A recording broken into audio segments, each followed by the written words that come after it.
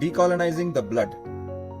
कल हमने बात की कि कैसे जो हिंदुओं का कॉलोनाइजेशन हुआ उसकी वजह से एक स्टारवेशन जीन, एक डीएनए म्यूटेशन हो गया, जिस वजह से हमें बहुत सारे डिजीजेस और लाइफस्टाइल प्रॉब्लम्स आज भी हो रहे हैं। तो इसके सोल्यूशन स्वामी जी ने दो बताए। पहला जो हमने कल डिस्कस किया is weekly fasting, conscious fasting for our इष्ट देवता, टू रीप्रोग्राम आवर डीएनए। जो बायोलॉजिकल जो म्यूटेशन क्रिएट हुआ है उसको रीराइट करने के लिए। सेकेंड सोल्यूशन जो स्वामी जी ने दिया वो ये कि जो साइकोलॉजिकल ट्रैप में हम फंस गए हैं उससे हमें बाहर निकलना है।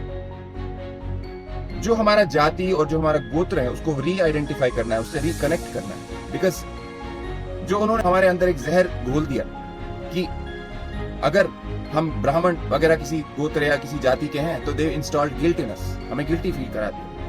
या अगर हम सो कॉल्ड लोअर कास्ट के हैं तो they gave us anger, but we have to remember both this guilt and this anger is given by them.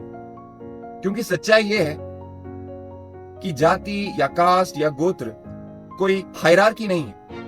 It is a specialisation, a genetically specialised primed circuits, जिसकी वजह से बचपन से ही एक इंसान का एक प्री डिस्पोजिशन रहता है, स्पेशलाइजेशन रहता है। जैसे एक म्यूजिशियन का बेटा या बेटी, they will be already better at that craft. Similarly for any other profession.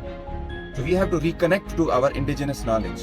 We have to deprogram ourselves from this fake education system given to us by the colonizers to break our spine.